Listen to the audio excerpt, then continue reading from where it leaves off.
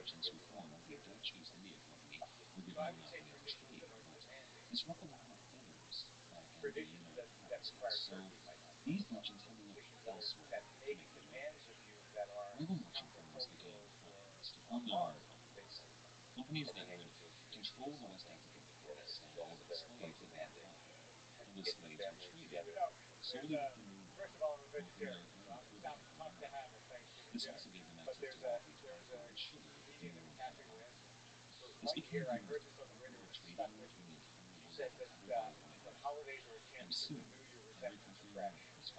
And that's basically what people do with their families. It's like I'm going to go fight with the uncle again this year. I apologize to take it to a turn, but you mentioned I was in this picture that was in Italy, and it marked like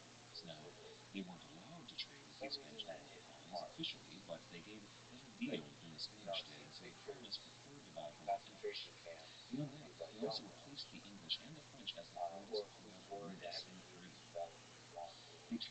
Something like saying it's a normal person, like a normal body, laying there, and that that was shame.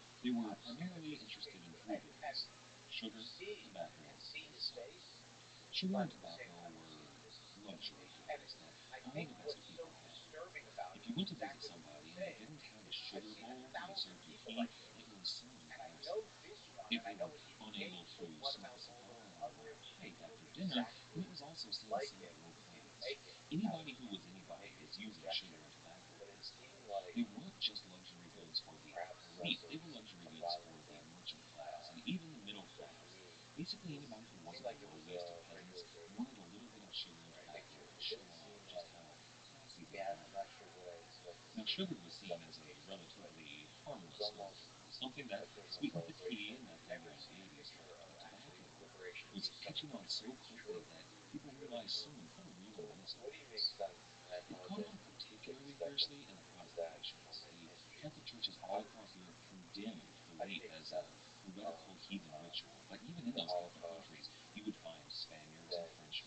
Nazi Germany and such things intended by human beings, etc. Is that religion is thirst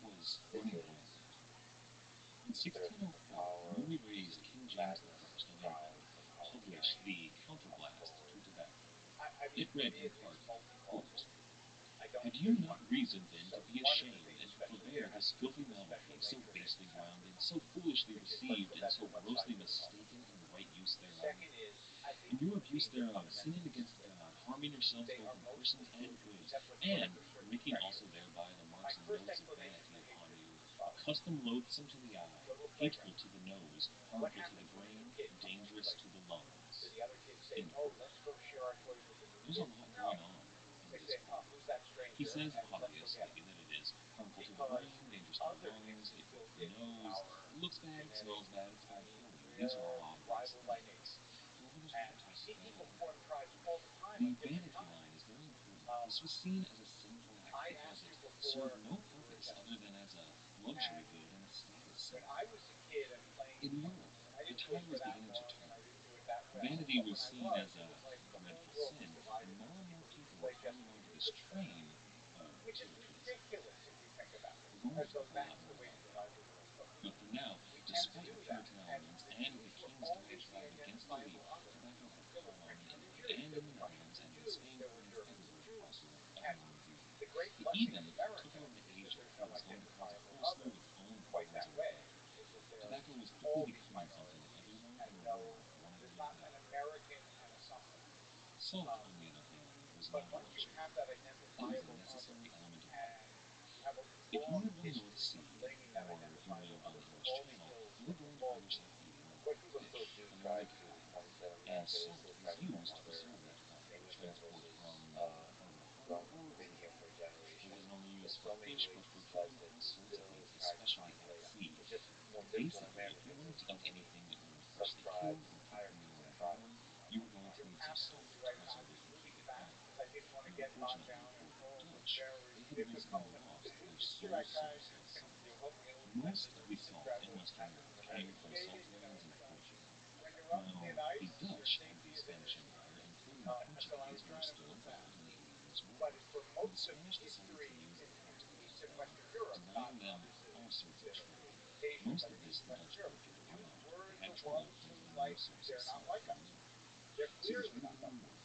Um, and so, and in addition, there's a peculiar quality, and I don't know. I wonder what you'll think of this explanation. A peculiar quality to anti-Semitism that is unlike any other hatred that I know, which is Jews are both superhuman and subhuman.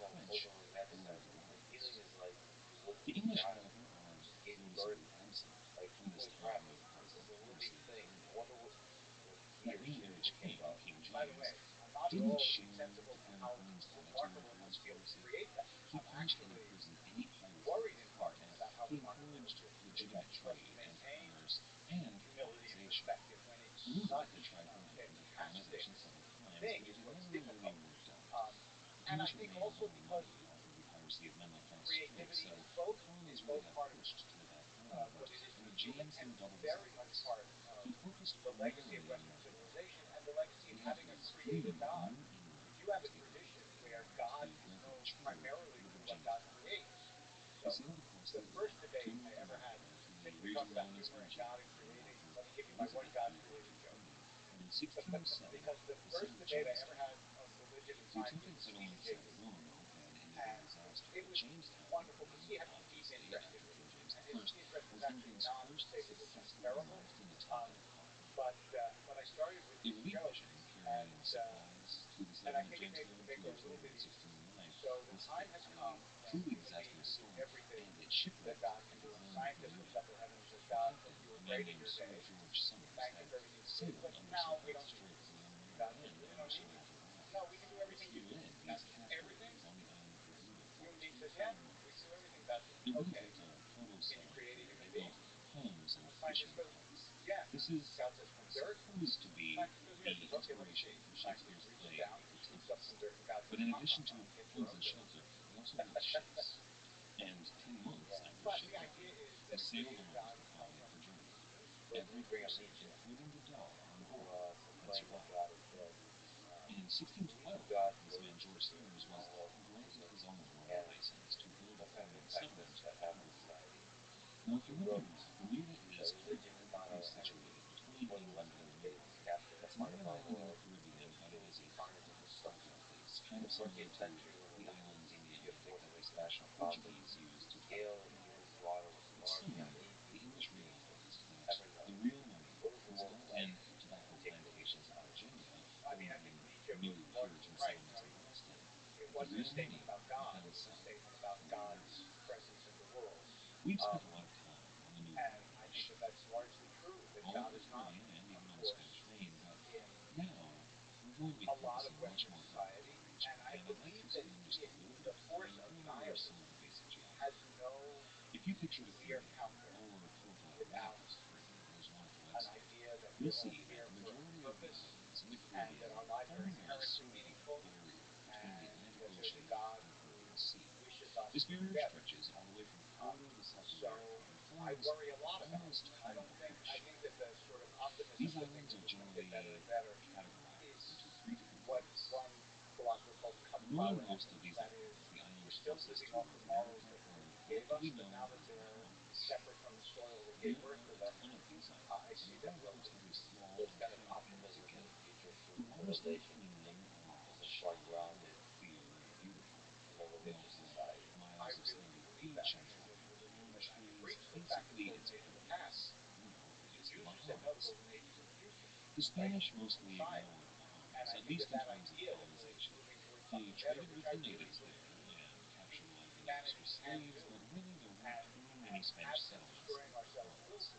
You know, I mean, I'm very excited about the technology that I'm introducing here, and that excitement is a kind of religious excitement. There's a reason to preserve it.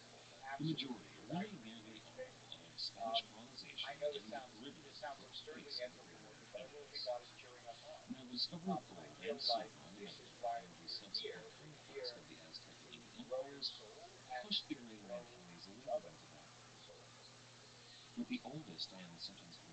Yeah. So what do you think the world believes in terms of this force of nihilism that's pretending to be this force of faith-based prophecy? What do you make of that atrocity? Do you think at the core, at the heart of human nature, and has nothing to do with religion, not religion, or do you think the signs of this kind of nihilistic view? I think it has to do with religion doesn't make sense. That is, um,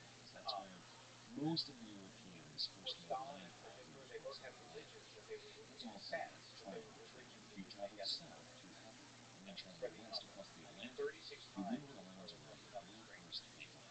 The point is trying to educate people away from their natural inclination towards mistrusting and it's a lot of work. It's difficult to do. But if you have the if you have a tribal passion and not a universal ethic, then we're in trouble. Well, the Jewish tribe is a very strong tribe. So how do you make sense of this mention of the stranger in the powerless tribe as some point not knowing the right mechanism?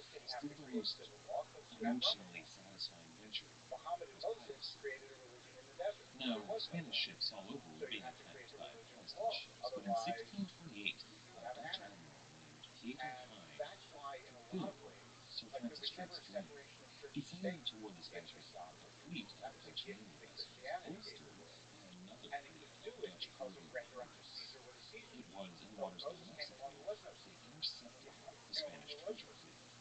So Initially, Admiral historically, Heine the took 8 traditions ships. state He had to chase the differently. rest of the fleet But all down, three but of in them the end, he took a total of have this 16 ships, core, some in the I open think, ocean, the and single finally most capturing the last important few on the coast of statement Cuba. and insight in all of Now, human all of these history, ships which were is that virtually every unguarded. human They being didn't have a is fleet of unique. warships to guard them And if you because believe, the if you Spanish really couldn't afford to believe return that, all of that's these a ships without transformative bloodshed, belief. and he stole enough money from the Spanish to fund the Dutch army for a full 8 months. Yes.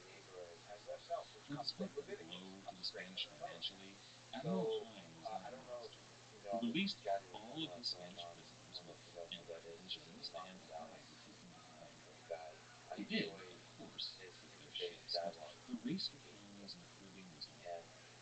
Now, it should be noted that these colonies were not official royal colonies. As the English and the Dutch and the French all spread throughout the Caribbean, their monarchs were all otherwise occupied. Back in England, King James had passed away, and his son Charles had taken the throne. Turns out, Charles wasn't the best of monarchs. That Puritan element in his country was gaining steam and causing Charles a lot of trouble. There were a series of civil wars in England, so the English crown was not really worried with anything that was happening in Europe. Now, on the continent, both the 30 Years' War and the 80 Years' War were still raging, so nearly every nation in Europe was embroiled in some sort of warfare.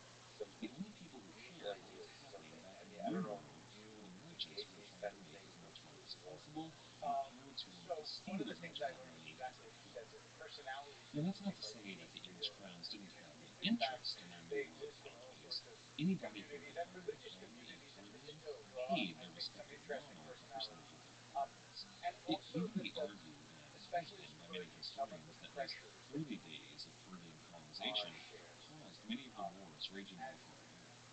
The English would and go on to take the here islands of again, it has to Barbados, do with Antigua, that Montserrat, tribal and Grenadilla. association. There's The almost French would like take there's an Guadeloupe, understanding Martinique, among St. Martin, clergy St. that Barth, they St. have Lucia, similar Grenada, and St. Croix. great The and Dutch, the it's Danes, a the strange Swedes, the role in the Norwegians, they following all took way. their share, and for a time, the It's Northern one that you Europeans never really ruled escape. the Caribbean. That The is, Spanish, in a you're drastic not and my lawyer in conceived this attempt to story, combat his but you are origin, my rabbi in this while they story. greatly It aided the doesn't matter Spaniards, and they really why gave you're rise to there. Caribbean piracy. That's not an They escapable way. planned to Everybody deny these here is Dutchmen and these aware English and of French that the tobacco and sugar that they desired, so they banned that tobacco production in strange Brazil for assumption 10 years. of Then they stepping into depopulated something the that you can entire never step out of. islands and moved all of the people in these islands to larger population centers. One of the most drastic of these was when the Spanish took the entire population of the northwest part of the island of Hispaniola and moved them to the other side of the island. And it was here, just off the northwest coast, that we Every find privilege comes a with a small cost of island. one kind or another. The Insignificant, reason really, you that get to be in Christopher that Columbus moment discovered is on his exactly first because you get voyage. the privilege of being In his there journals, he for referred to moments out of the in people's mists, he lives. saw this I mean, island the rising, fact that a I get to large marry round people mountain and that get reminded him of to nothing so give much as a eulogies mass of for people tourists. and He gave the come to island the a name, hospital, and that's Batavia. it's inexpressible. I The have island this of joke Batavia with was people a that I long know, like time home when I'm for sitting on the pirates in the couch and it's Caribbean. Saturday night, I don't want to get up and Dutch go to and the French bed. pirates You used the don't. island as I a want to place sit to there and launch watch trade Netflix like against everybody shipping else. in Hispaniola. But when I'm It had actually a really doing the great wedding, port that I, was large I enough for always, about two always, gunship always, always. soldiers, so it could be easily defended. And But after and the the reason is Spanish that I don't withdrawal think. towards I Santo mean, Domingo, yes, people go to an you even for larger answers host of English and in French calmer pirates made land conversations. Like if there. you They ask me intended now, like to what's my set up theory of shop on why Batavia God loves evil, I could give you a which tipped conversation off about it. the few remaining Spaniards, and in But they really go 1625 they for established a presence and colony on comfort, Batavia. not really for For a answers. When time they someone's planted suffering, an answer crops. They doesn't hunted, they make them fished, and unsuffering. they raided the You know, Spanish. it's just they This want to know was they're not a alone. collection of true scallywags who were feasting on boar and pigeon and Spanish loot. But that was, of course, something that the Spanish didn't know. Eventually, they did come to defend the island. The men who had settled here, too, they saw the Spanish approach, and they ran to their canoes where they The no rabbi, longer mingled. The Spanish followed these pirates over to Hispaniola. it They is intended first to of all track them down, teaching but they had a lot of how trouble. to care for These men were someone wily like and you, wild, which and would they be were at anyone you home marry. on the ocean Um, or in the mountains. and I think These it's pirates lured to the create Spanish further a and home further and a family. until one night they snuck past nearly Right, 800 Spanish exactly. soldiers And back to also, their when, canoes when and they couples come rode to me back to and they say, we Portugal. don't need to be And married when the because pirates it returned, really they won't found that change the how we think Spanish about had built a ourselves and our small fort relationship. I say, and well, left that's a few true. It might Spaniards not, living there. but it would The change French how and English everyone else intended looks at to you. exile or And kill because the it changes how Spaniards, but everyone as else it looks at turned you, out, they it weren't really changes you. Spanish at all. Because it's one thing to These men say, were this is my locals partner. who had It's been another born thing to and say, this is raised my in husband. Portugal, or To some say of this is them my had been husband, that there means first in Hispaniola. we've made a The men real spoke commitment. Spanish, but they had no love for Yeah. foreigners or their overlords. They weren't really, these locally born Americans. And it turns out they really liked their people. They showed these pirates how they'd always survived in the Caribbean. The locals, along with Guam and other Indian names, I showed the worry about it. pirates which treaties they'd I always cut do for food. think that it is There was rather than in this electrical transition. That is different kinds of family and different configurations of families. That is, I see some of that. But I also see it's less a dissolution of marriage than it is of the idea. And I'll give you like a simple example. When I was growing up,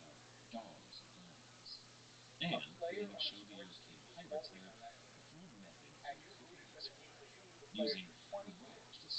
Now there are very good reasons, starting with Kurt Flood, why people got free agency and move around, and it's better for the players. I understand all that, and I'm not saying, oh, they shouldn't, but it's just like people move jobs and they move sports teams and they change careers and they change money, and there's a diminishment of the commitment to commitment that I actually think has serious societal consequences, and that I am worried about. Yeah, there's a cost to that. I don't know if anybody would survive in this game, but like some of the deepest friendships I have is when rough situations hit. So like the hard times, going through hard times together, especially when the hard times hit you, I mean that's always a risk. But if you can find a way through, then your bonds are stronger. That's the best way I think about things. There's no question, and even if it doesn't keep you forever, you still have a connection with someone. That's yeah. So I can give you one. You said, what is it about money? I'll give you one, I think, beautiful answer. Someone once asked Rabbi Soloveitchik, who was a great thinker and leader in the Orthodox community in the 20th century. They said, I go from religion to religion. I just take what I think is beautiful in it. And his answer was, take a creed religion like a nomad. He said nomads go from place to place and they do what they want when they come. He said farmers stay in one place. The difference is farmers make things grow. And I think that that's true also when you think about the relationship with family.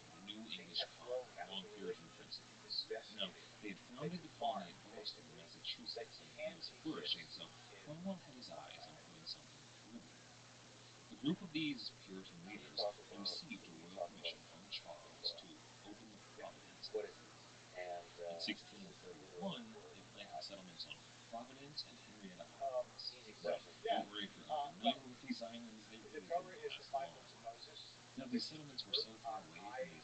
Like most, I think, modern rabbis, non-Orthodox or non-literalist rabbis, regard it as a product of Judaism. Um, and I believe that they are inspired by God, but it's clear to me that it's a finished product. And I think when people study modern biblical criticism, it's really hard to study modern criticism. Gives a wrong impression. I would say modern scholarship on the Bible has not appreciated the fact that it even has levels of language. It's just like if you read today somebody writing like Shakespeare, you would say this isn't like English of development. It's different than somebody who's coming today. And if you study the Bible, Jews I would have to be, you will see that this was written over hundreds of years. Um, it is a holy book, and I like the idea that it is what you say in Hebrew is Torah min hashamayim, not Torah mitzvah. That is, the Torah is from heaven, but it's not from Sinai. So it has its origin beyond us, but it has things in it that I think, and this is one of the things that was, a huge controversy at my congregation when I started to do same-sex marriage. There are some people who try to argue that the Torah does not forbid them. Whether it does or not, it seems to me we understand things that were not understood previously about gender and sexuality.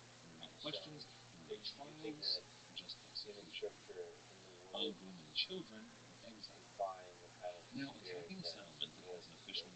well, that's my argument is that you criticize the Torah by the Torah. That is, it gives you the understanding that you use to evaluate someone's life. Um, and I think that Judaism, by the way, has always done that because it's clear that there are things in the Torah that the rabbis changed, altered, grew, expanded, diminished. I mean, it is to be part of a living tradition. Okay, you wrote in Why Faith Matters, quote, listen, you wrote that in order for there to be a great book, there must be great readers. For a book to remain powerful throughout generations, it cannot have a single meaning. Scripture, as great poetry, cannot be construed to other poetry. That is, one cannot paraphrase it to capture the totality of meaning. So, how the heck do you capture the meaning of the words in Scripture? Is it an ongoing process of perfecting? Yes, exactly so. It's a continual conversation of sages, scholars, readers, strugglers, seekers, mystics, visionaries, all of them making a contribution. I mean, I write a weekly color column for the New England Post. Now, it wasn't their left to center, but every week what I do is I start looking books and seeing what people say and discuss and percolate, and you realize that you're entering this conversation that's been going on for thousands of years with remarkable minds and it's constantly fertile in new insights. So yes, that's what it is. Why do people keep writing love poems? They sort of figured out love by this guy. I guess it wasn't ready. I use the analogy sometimes of diet. Can you diet and work? If there would be one book, there'd be one book and you'd be done. You mentioned this fascinating story for your car. You were part of a group, but I've had a few. Of someone who walked away from the fire with a positive element in a lot of fires. One of them, can you tell me the story of your views on gay marriage, the underlying principles that led you to pledge or rather defend gay marriage in the first place? So I'm part of a congregation that is really politically split, and even split not only politically but split uh, in terms of origin. We have a lot of Jews originally from Iran, a lot of Persian Jews, a lot of Jews from Israel, Mexico, from other places, and many that grew up in LA. And Do you have any Russian roots among I have a few Russian roots, not as many as I should, but we'll work on that. But what happened was increasingly I became uncomfortable with people who would come to me and say, um, "This is the only kind of person I can love." It's not. It's not the same question as Abraham. Does a Jew marry a non-Jew? Because you could find a Jew to love. You may not have found a Jew that you met, and that's a whole separate question. But I would have men in my office primarily, some listening in and say, like, this is the only kind of person that I can enter into a intimate relationship with. How can it be that my religion has no room for him? And and that was very persuasive to me. So, but I knew that it was going to be explosive in my career. Um, when, by the way, it finally happened, it was literally on the front page of the New York and the LA Times. It was that explosive. So it was not a small controversy. Um, and so what I did was I started to teach classes. Not that many people came, about 12 traditions and so on. It was funny. Much less number. Much. I'm talking about in terms of the sources and so on. Almost always about uh, homosexuality.